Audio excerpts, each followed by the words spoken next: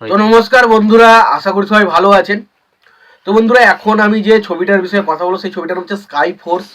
তো এই ছবিটা দেখে অনেকেরই কিন্তু যখন ট্রেলারটা দেখেছিলাম মনে হয়েছিল ঋত্বিক রোশনের ছবি, ফাইটারের মতন কিছুটা হতে চলেছে।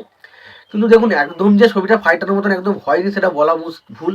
ছবিটা কিছুটা সিন ফাইটারের মতন রয়েছে, তবে এটুকু বলতে পারি এই ছবিটা কিন্তু সিনেমা হিসাবে কিন্তু ফাইটারের থেকেও একটা ভালো সিনেমা হয়েছে। সিনেমাটার মধ্যে ডেফিনেটলি কিছু জিনিস ভালো রয়েছে, কিছু জিনিস খারাপ অবশ্যই রয়েছে, তবে ছবিটা এক কথায় বলতে গেলে একটা বেশ ভালো সিনেমা। যেখানে দেখুন অক্ষয় কুমারের যেখানে ছবিগুলো একদমই ভালো হচ্ছে না, সেই হিসাবে দেখতে গেলে স্কাই ফোর্স একটা কিন্তু ভালো কাজ ছিল। এবার ছবিটা বক্স অফিসে চলবে কি চলবে না বা কেমন চলছে সেই বিষয় নিয়ে তো আমরা মোটামুটি জানতে পারছেন খবরগুলো। তো সেই বিষয় নিয়ে আমি আলোচনা করতে চাই না। তো স্কাই ফোর্স সিনেমাটা লাগলো কেমন, যদি এক কথায় আমি বলবো এই সিনেমাটা আমার কাছে বেশ ভালো লেগেছে। সিনেমাটা বেশ ভালো। যদি সময় থাকে এবং অক্ষয় কুমারের যদি ফ্যান হয়ে থাকেন অবশ্যই সিনেমাটা একবার দেখতে পারেন। তো এই সিনেমাটার পরিচালক ছিলেন যে সন্দীপ কেওলানি, এবং ছবিটার অভিনয় করেছেন অক্ষয় কুমার, বীর পাহাড়িয়া, সারা আলী খান সহ আরও অনেকে। তো সেই ছবিটাকে নিয়ে এখন কথা বলবো। তো দেখুন, প্রথমত এই সিনেমাটার গল্পটা নিয়ে কথা বলি। যদি দেখুন, অক্ষয় কুমার সে একজন অনেস্ট একজন পুলিশ অফিসার, এবং সে একটা কেস বারবার খুলতে চায়, কিন্তু তাকে কোনো রকমভাবে সেই যে কেসটার বিষয়ে কোনো রকম কোনো তদন্ত করতে দেওয়া হয় না, এবং কোনো রকমভাবে তাকে সেই কেস থেকে সবসময় বার করে দেওয়া হয়। এবং এই যে বীর পাহাড়িয়া এই যে ক্যারেক্টারটা, এই ক্যারেক্টারটা হঠাৎ এক জায়গায় মিশনে যাওয়ার পর সে আর ফিরে আসে না। কেন ফিরে আসে না, কি হয়েছিল তার সাথে, সেই সমস্ত কিছুগুলো জানতে গেলে অবশ্যই আপনাকে দেখতে হবে যে সিনেমাটার নাম হচ্ছে স্কাই ফোর্স। তো এই সিনেমাটা দেখুন, এটা একটা রিমেক সিনেমা, বাট এই রিমেক সিনেমা হলো, সিনেমাটা কিন্তু বেশ ভালোভাবে সিনেমাটাকে বানানোর চেষ্টা করেছে। মানে অক্ষয় কুমারের পারফরমেন্স, প্রথম আমি যার কথা বলবো সেটা হচ্ছে অক্ষয় কুমার। অক্ষয় কুমারকে এই ধরনের চরিত্র কিন্তু ব্যাপক লাগে, এবং অক্ষয় কুমার তার যে প্রেজেন্ট, তার যে ডায়লগ থ্রো, তার যে বলার ধরন, সেই জায়গাগুলো কিন্তু ব্যাপক লাগে সিনেমার মধ্যে। অক্ষয় কুমার এই সিনেমার সব থেকে প্রথম পজিটিভ পয়েন্ট।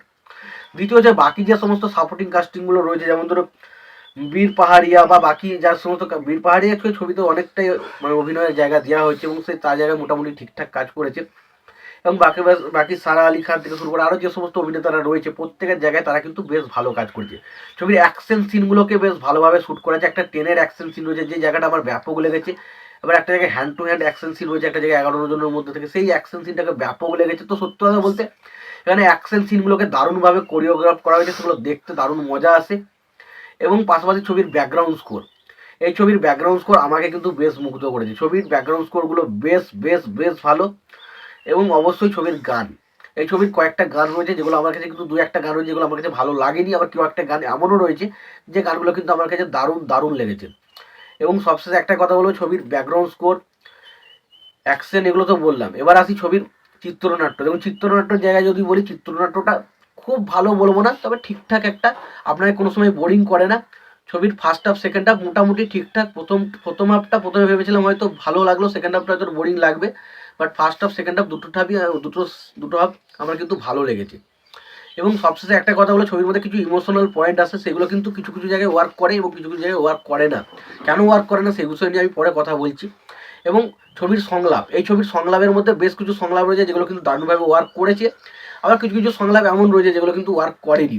এবং সংলাপের জায়গায় কিছু কিছু সংলাপ কিন্তু প্রচণ্ড স্ট্রং ছিল, সেগুলো কিন্তু সত্যি ভালো লাগে, বাট কিছু কিছু সংলাপ ভালো লাগে। এবার আসি ছবিটার নেগেটিভ পয়েন্ট। প্রথম যেটা নেগেটিভ পয়েন্ট হচ্ছে সেটা হচ্ছে ছবির, দেখুন এই ছবির মধ্যে যে বন্ডিংগুলো, যেমন বিভিন্ন ক্যারেক্টারের মধ্যে একটা সম্পর্ক, যে একটা বন্ডিং, সেই জিনিসটাকে কিন্তু খুব একটা এস্টাবলিশ করা হয় না, ফলে আমরা সেই ক্যারেক্টারগুলোর সাথে খুব একটা ভালো ফিল করতে পারি না। তারা যখন ইমোশনাল হয় সেই জায়গাগুলো কিন্তু আমরা ইমোশনাল হতে পারি না, কারণ আমাদের সেই জায়গাগুলো, আমার সাথে সেই বন্ডিংটা তৈরি হয় না। পাশাপাশি ইমোশনাল জায়গাগুলো কিন্তু কিছু কিছু জায়গায় সেই কারণে আমাদের কাছে ওয়ার্ক করে না। এবং অবশ্যই বলতে হবে এই ছবির ব্যাকগ্রাউন্ড স্কোর, ব্যাকগ্রাউন্ড স্কোর তো ভালো, বাট গানগুলো, কয়েকটা গান রয়েছে যেগুলো মনে হচ্ছে অযথা গানটা, সেই গানগুলো নাও থাকলেও কিন্তু ছবির মধ্যে কিছু খুব একটা বেশি অসুবিধা হতো সেটা কিন্তু মনে হয়নি। এবং সবশেষে একটা কথা, ছবির মধ্যে বিএফএক্স এর কাছে কিছু কিছু জায়গায় কিন্তু একটু খামতি রয়েছে বলে আমার মনে হলো।